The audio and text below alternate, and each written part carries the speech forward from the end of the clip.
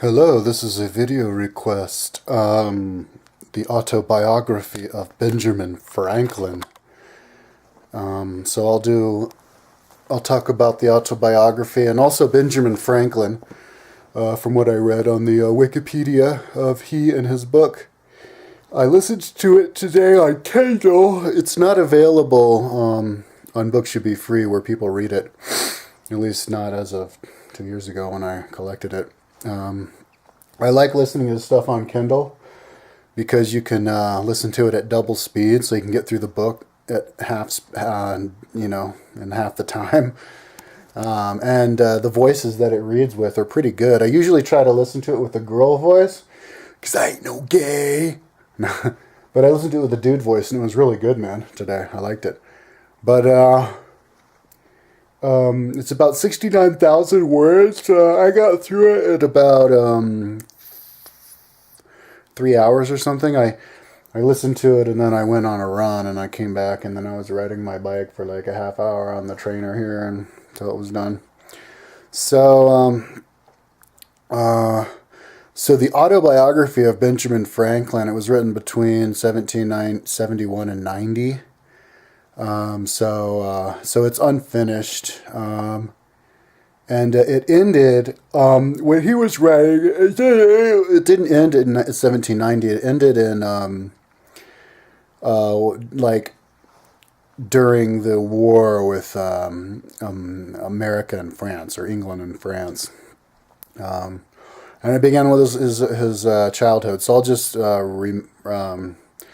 recall. I'll just talk about what I recall in it. In the very beginning, he's talking about his lineage.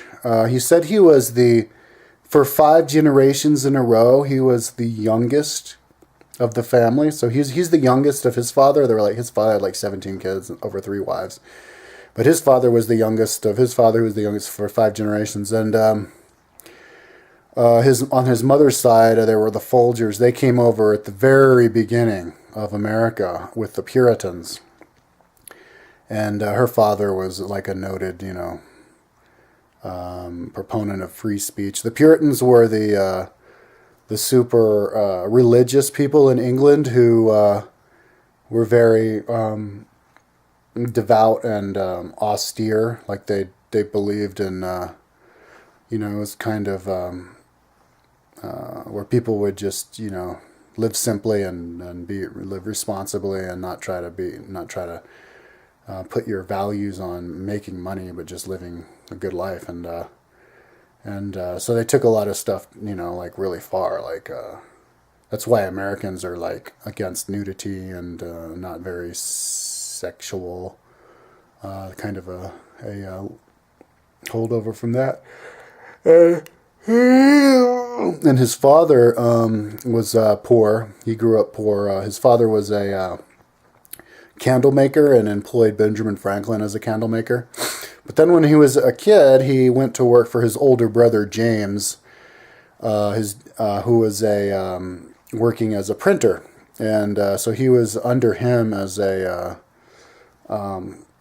like an indentured servant, where you would have to work under a contract to pay for your own education and become a tradesman.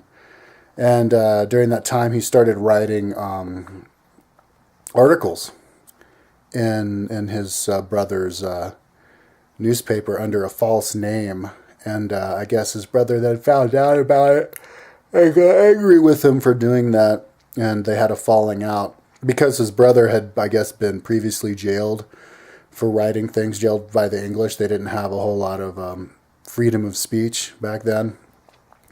And maybe he was worried about his brother's, safety or something like that. But he had a falling out, and then so he just quit before his indentured servitude was up and ran away to another town. And at the age of 17, and tried to get a job with other printers over there, but was having trouble getting work, but eventually did get a job as I think he moved to Pennsylvania. That's where he spent most of his life.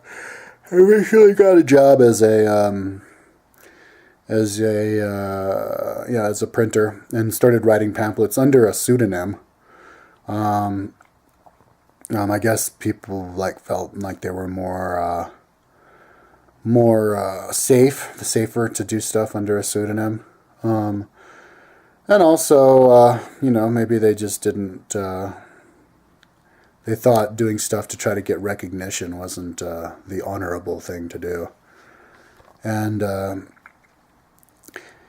Benjamin Franklin is one of the founding fathers of America, one of the most famous Americans. Let me just talk about Benjamin Franklin a little bit, and then I'll continue with what I remember of his autobiography. But he, along with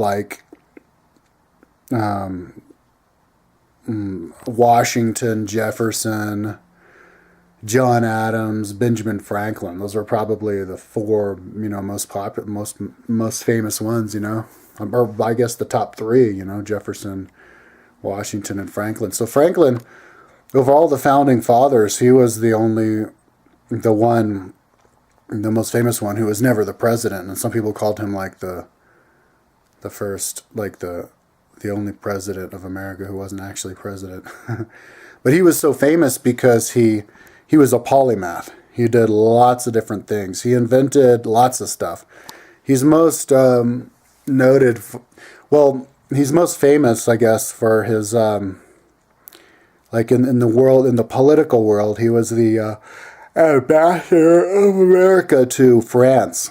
And the ambassador also to Sweden, even though he never went there. And so he went to France to try to make the French like America and support America in their war against England. And France did donate a lot of money and ships and helped America win. I don't know if America would have won without the aid of France. And that was actually one of the things that brought France down, because they were spending too much money helping America when they weren't helping their own people. But he was really famous in Europe and France because of his scientific work. When he was younger, he did a lot of scientific work, and then when he was older, he became more involved in politics. But he was really famous in Europe as a philosopher, and hung out with Voltaire and lots of also English philosophers. Before he went to France, he was an ambassador to England and was in England for 5 years, trying to change laws, because the Penns in Pennsylvania, they were kind of living off of the fat of the people over there. And he thought that wasn't fair, and he was kind of they were like leeches, and so he was trying to take their power away from them. Because Pennsylvania originally was belonged to a guy named William Penn, and didn't even belong to the king. He was deeded over to him, and then his descendants were kind of little mini kings over there. And so he went over to try to make it a royal colony. But I guess that was one of his regrets, I think. But because later on he fought for independence from England. But he was known in Europe as the most famous. Which made him really famous in Europe was his discovery of electricity.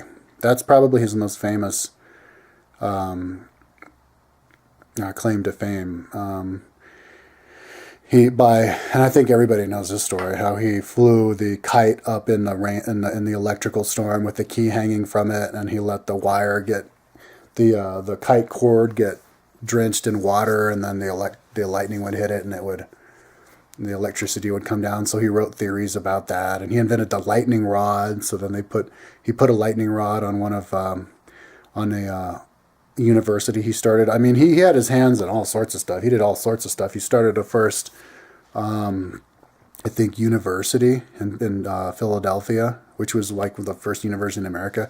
He started the first public library in all of America. They were called subscription libraries. I guess donors would give money or something, and because he thought that people deserved every man deserved education, and he invented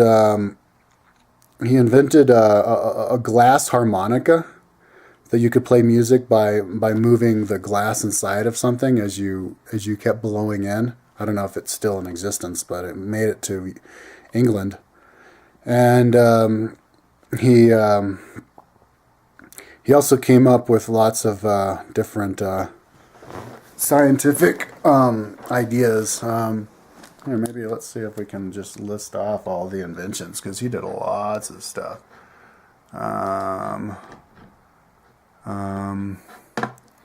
He did.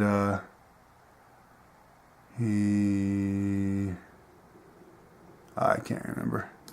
And he was the first person to try to describe the Gulf Stream, and I think he even coined the term Gulf Stream because he noticed that ships took like weeks longer to get to New York than it did to Rhode Island, and so he proposed that they would just go take another route, the same route that they did to Rhode Island, and he chopped off the how long it would take by 2 weeks, and he just was nonstop. He did all sorts of stuff. He wrote when he was 20 years old. He wrote he had 13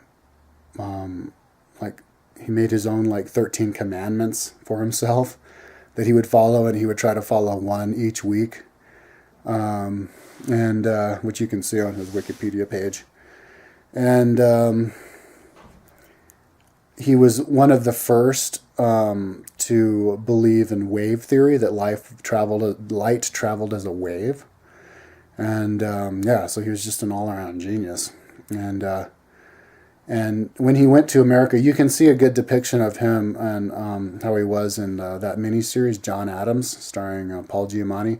That English guy was played Benjamin Franklin, but he was over there hanging out in Versailles with all of the French aristocracy, and he always wore one of those Davy Crockett hats, the a skin over his head, because he was known as the rustic American philosopher, and he was, which the French, even the aristocracy, really liked, and he was in the center of everything. They should make a movie about him, because he experienced a lot of the epicenter of a lot of action going on. He was one of the original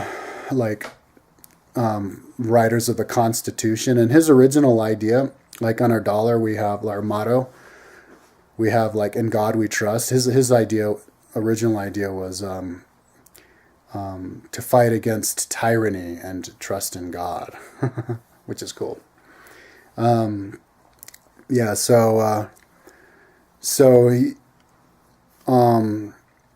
What I remember from his autobiography is he went over, and he was a printer, and he called himself a printer. When he wrote stuff, he called himself a printer instead of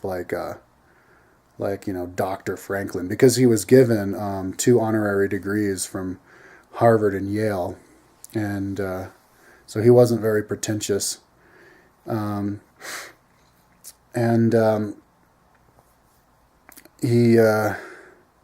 He just, when some of the things I remember him saying is he liked to swim. He did some big swim, and I want to Google it and see where he swam, because it seemed like he was bragging about it, from one place to another place, and he didn't know he only knew a couple of other people who did it, and he had loaned money to a few people and never got paid back. So he seemed kind of a little bit over trusting. He had one, and he wasn't paid back a lot of time because people were drunk. He complained that a lot of people who he interacted with were drunk all the time. He had one friend who he loaned a lot of money to, they were rowing a boat across the river going somewhere, and his friend was refusing to take his turn rowing and was real drunk. And Benjamin Franklin was he was a leader as he was a kid, so he was like, your turn to row. And the guy said, no way, I'm not going to row. I'm going to come up and kick you. Stop telling me to row. So he punched him in the balls. what he said, he clapped him in the balls. I don't know what that means. But then threw him over the boat. And then the guy would try to get it back on the boat, and they'd row away until he'd say, okay, you can't come in the boat unless you row. And the guy was like, no way, I will never row. And they finally had to pull him back in the boat. And even though he refused to row. And then so after that, they were like enemies, and he never got his money back. And he loaned money to and I think he said it was like a good riddance to him, at least I don't have to be his friend anymore because he doesn't pay me back, so maybe it's worth it. But there are other examples like that. He mentioned another one of his alcoholic friends who had like a pint when he woke up, a pint for brunch, a pint for lunch, a pint in the afternoon and a pint at night, and the guy justified it because there were calories. But he told his friend, well, there's just as many calories as in a 1 pence loaf of bread. Why don't you just eat that bread and then drink water, and then you won't have to, it's a lot cheaper, and you don't have to be drunk all the time. I don't think his friend liked that very much. But if you listen to a lot of these historical books, they all around in those days and talking about poor people, they always say that the poor class they're all drunks, and alcohol is the big evil in the world and it just destroys people.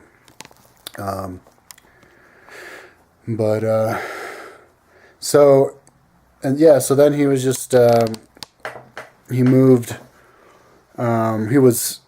He worked on some different newspapers. He worked on a German language newspaper, but I guess it failed. And then he started a American newspaper, I guess in Philadelphia or something, that made him money and was doing really well. And so he was well known for all of his hard work. He was a really hard worker. I remember listening to what his ideas about stuff were. One of his grandfather believed in transmigration, which in those days is called reincarnation. So, and he was never religious. He called himself a deist, but not a Christian. So he was like a hippie in those days. He had long hair. He was a vegetarian because he didn't want to hurt fish. Imagine that back in the 1700s, when in those violent days, he didn't want to eat fish because he didn't want to kill them. But then he was eating fish one day, or watching his friends eat fish, and they saw little fish inside the bellies of the big fish, and then he said, okay, well, if those fish don't have problems eating each other, I guess I can eat them too. It's okay for me to eat them. So then he became a fish eater after that. But so yeah, he was like a free thinking hippie. He was a deist because he didn't when he was younger, because he didn't he didn't think people should follow rules, and be blind followers of religion. When he was in France, he talked King Louis XVI into abolishing, making a decree that allowed for religious freedom, so that people didn't have to be Catholic, and they could openly be another religion. He never went to church. He said on Sundays that was his day of study, and so he didn't need to be reminded of God through church. But he said he believed that our souls were immortal, and that there is a higher being out there that controls the world, that rewards good deeds and punishes bad deeds in this world or in the hereafter. But I think later in his life he said that organized religion is good for keeping people good, and I guess so became a Christian because of that when he was older. But he died at the age of 84, so he lived a long time. He was kind of obese, though. I think he eventually died of something related to gout or. But I mean, 84 is pretty old. He'd lived a nice long time. He had a son who was an illegitimate son, and nobody knows who his mother was. But he had a falling out with the son because he was a loyalist. And when America lost the colonies, or England lost the colonies, his son moved to England and never came back.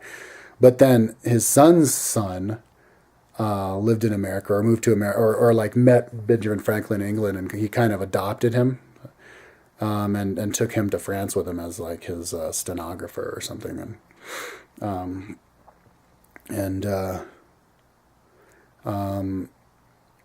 he he proposed to I think his one of his wives. I think he was married like twice. His first wife, he proposed to her, and I guess her mother didn't allow it because he wasn't wealthy enough.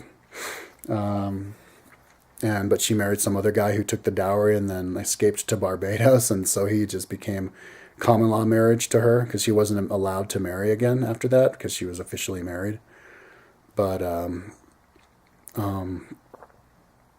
I think he had like another son or daughter with her. He had one son who died at the age of 4 of smallpox, and he said that he regretted not giving his son the smallpox inoculation. If you see the miniseries John Adams, in one scene, John Adams' wife, like they actually they get somebody who actually has smallpox, and they cut you open, and they give you smallpox, and you have a very like benign case of smallpox, and you get really sick for a few days, but then you're inoculated, you're immune to it. And he regretted not doing that to his son, and he advised other people to do that. I mean, he didn't do it to his son because he thought that he would kill his son. But then his son died anyway, so he said, if you're going to take a risk, you might as well take like the lower risk. And he what else? Oh, there's some other things I wanted to say. But in his autobiography, he mentioned he didn't. I don't think he got the autobiography ended before he got into the politics. It ended like at the war with the French, where he was in charge of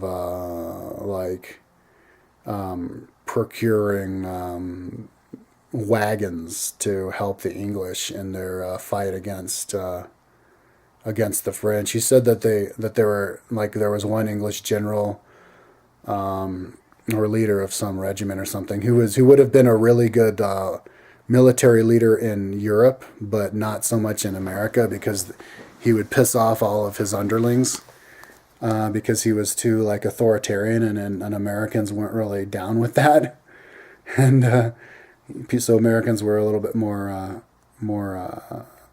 independent minded. He mentioned that alcohol was the thing that killed all the tribes, Indian tribes, in the East Coast. By the time Benjamin Franklin was alive, all of the Indian tribes along, where the 13 colonies were pretty much gone, extinct, and he said it was from alcohol. In the book,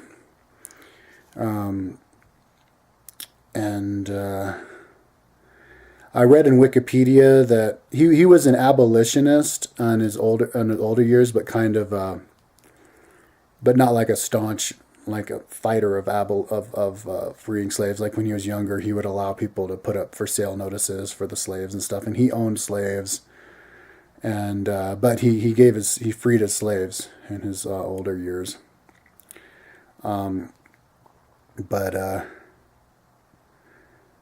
Yeah, the autobiography was definitely good. There were lots of stories. It was really well written. Lots of stories about his friends and how and what he did throughout his life. But what I remember a lot from the autobiography is a lot of his friends were drunks. There was this one guy. He was on a boat, sailing, on maybe one of those trips to England or something, or down the coast. But there was a storm, and the boat they had like old sails that got torn apart by the wind, and there was this drunken Dutchman on the boat who fell off the boat, and they pulled him back on the boat, and I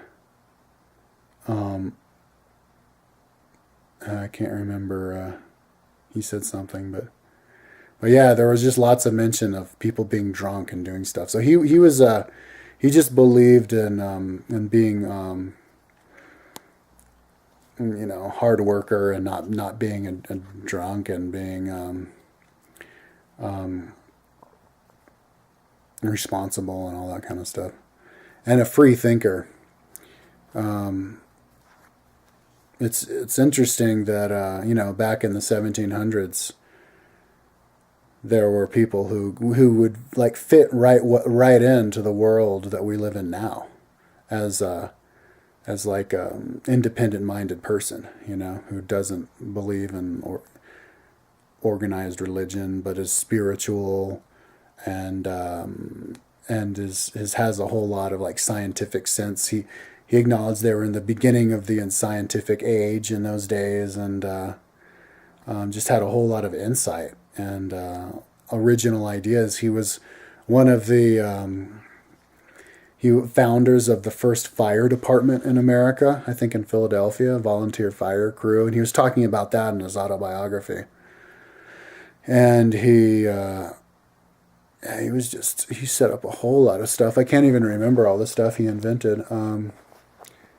He tried to invent a new alphabet. He tried to get rid of like C, I, J, and W and V because they were redundant letters, and tried to replace them with other letters. Tried to make English a phonetic alphabet, because English spelling is all screwed up. It's not phonetic at all like Spanish, and it makes it impossible to spell. And I agree that we need to reform the English language. And one way, and that was cool that he was trying to do that back in those days, and he understood it. I think what we should begin with reforming the English spelling is just for teachers not to bust people's chops for spelling a word phonetically instead of how it's normally spelled, because then we would just eventually it would eventually just be the normal spelling. Just let it slowly take over, kind of like ain't is now a word, and that kind of stuff. And even double negatives. So many people use double negatives, and it'll just be grammatically correct. But and that's something, and he was a very, he was in the literacy world. He wrote a lot. So he knew what he was talking about. He wrote lots of stuff. He wrote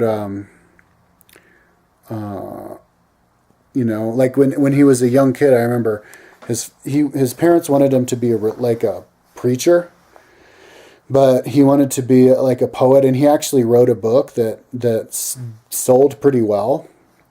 But his dad didn't like that, said it was that like, poor people do that, it's not going to make you any money. So he quit that and got into science. I think after his older brother James, who he quit, I guess had the falling out with from the when he was working as an indentured servant. His brother James got sick and died when his son was still like 5 years old, so he adopted him kind of as a recompense for when he stood him up before. So he's a responsible guy.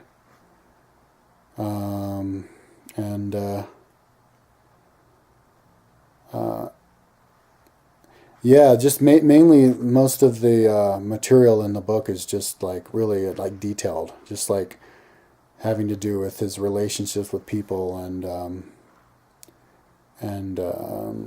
certain instances, like anecdotes, not like a whole sweeping overview of his life, like in a balanced way, as you would like focus on one thing and then focus on something else. It wasn't published until after he died. It was kind of just a collection of different essays and memoirs and stuff that were thrown together by his, I think his grandson, afterwards, and but became very popular. Became the first recognized like as actual bona fide American literature in England in Europe. He was like a superstar in Europe, even when he was still alive, because of the electricity, and he was a polymath. He was a Renaissance man, and the Europeans. He was a good example of America to the Europeans. Perfect ambassador.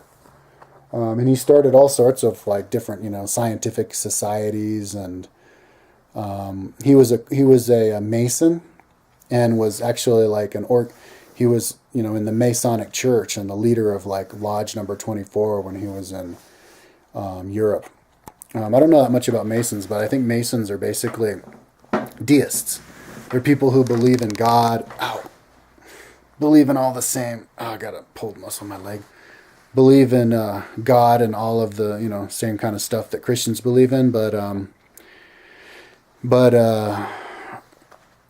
they don't believe in all of the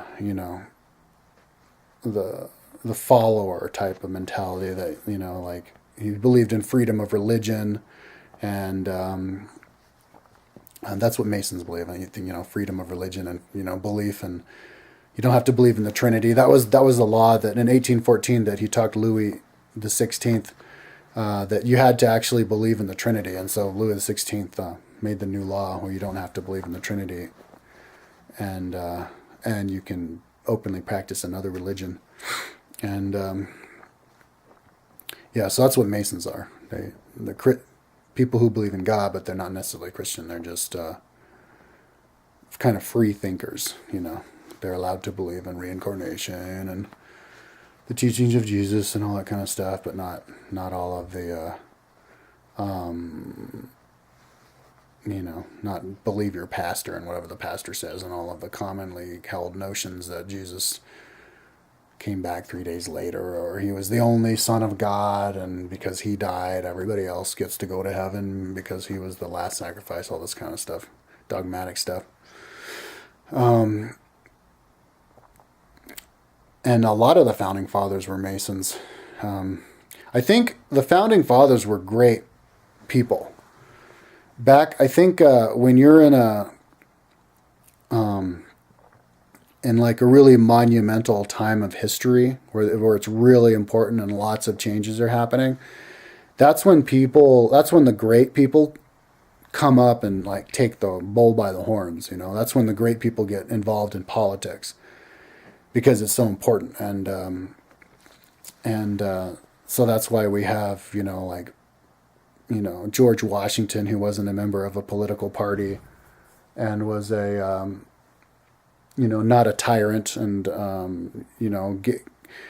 didn't seek a second term in office, and Thomas Jefferson, who was a scholar and also a polymath and inventor, and Benjamin Franklin, and people who I guess in maybe times like now, or more like peaceful times where there's not so much change going on, the more brilliant polymath type of people, independent-minded people, kind of don't see as so much, aren't as tugged into the world of politics because it's kind of more business as usual, and they do more stuff like maybe in the private sector, like inventing things or starting companies or writing or something like that, but they're not in politics, and so then politics gets more watered down and more involved with just money, and the politicians aren't really the greatest, most talented people, like now.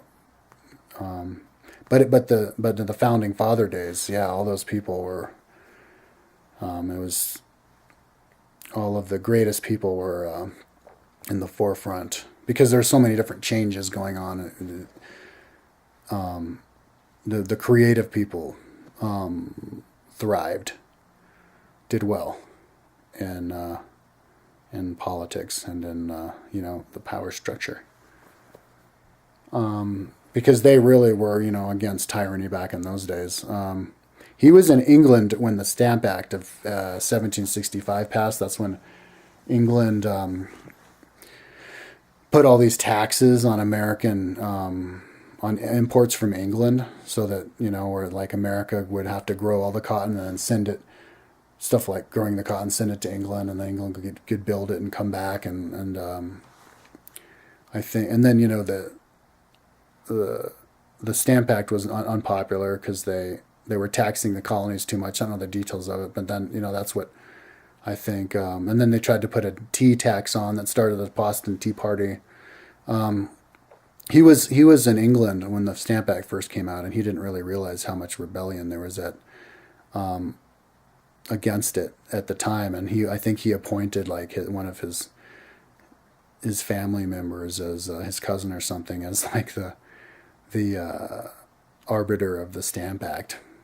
So I guess in the beginning he wasn't against it and didn't realize. He got some criticism for being kind of a nepotist, helping out his family members more, which was kind of an old European tradition. Not so much of a meritocratist. But that was the only thing that I heard that people were like maybe criticized him a little bit for. But when he went to Ireland, he saw Ireland was really poor from all of the excessive taxes that England was giving against them, and kind of foresaw that maybe America could suffer in the same way, and so that's how he was one of the proponents of the revolution and independence. He proposed in the early days of like when England was fighting against France in the Americas. He was proposing like a union of all of the colonies back then. He also proposed paper money to try to fight like inflation, and I guess in those days they were using coin money. And I remember in his autobiography he was given all the reasons for that and how paper money was good. And yeah, it's I like autobiographies and stories and stuff because it's easy to pay attention to. But he was also doing a lot of like philosophizing in the autobiography, which is a kind of the more difficult, because it's abstract thoughts and stuff. It's a little bit more difficult to pay attention to when you're listening to an audiobook. So it was kind of like halfway between philosophical musings and stories of his of like different epochs in his life and doing different things and interactions that he had with different people, like drunken people. Like the people who funded his first newspaper were drunkards, and people who around him were trying to make him disassociate with them because they weren't pulling their own weight. But he's told him that he couldn't do that because he still owed them for the morally he couldn't do it because he owed it to them that the newspaper got off the ground. And so he was a very moral man, and in his autobiography listed the reasons for why he did stuff. He explained stuff a lot, I adopted my brother James's son because I owed it to him because I left him before I should have, and this kind of stuff. So he wrote his memoirs, I guess, knowing that how influential he was, and that to be a good example for all of the succeeding generations. So that's my book review of the autobiography of Benjamin Franklin that you can only get off of Kindle, off of Amazon. And it's not divided up into chapters or anything, because it's just like a collection of all his